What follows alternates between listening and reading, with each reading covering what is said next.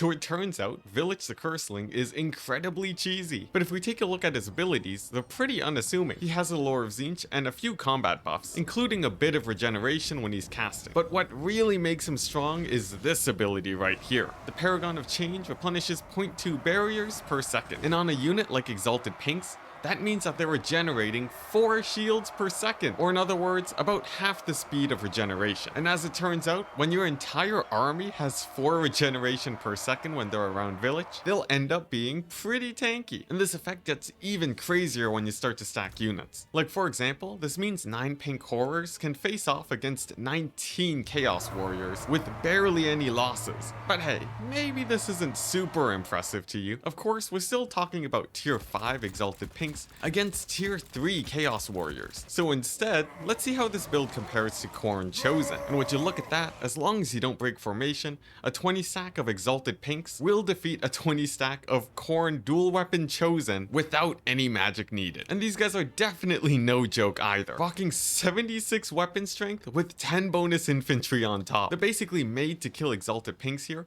but because shields don't have a heal cap, they too will eventually lose. Of course, this does mean the battle will last about 20 minutes, and range units will of course give you a hard time, but that's what magic is for. However, there are a few things to watch out for here. First of all, a unit's maximum shields is determined by their HP, and this means damage units will not benefit nearly as much from this strategy. And there's also the problem that many non-horror units will only have a maximum of 800 to 1000 shields, meaning that their max replenishment per second is only 2. But nevertheless, if you want to see what a world without heal caps looks like, definitely try blobbing up with Village, as even high damage single entities like Scarbrand will find a hard time dealing HP damage to even Marauders.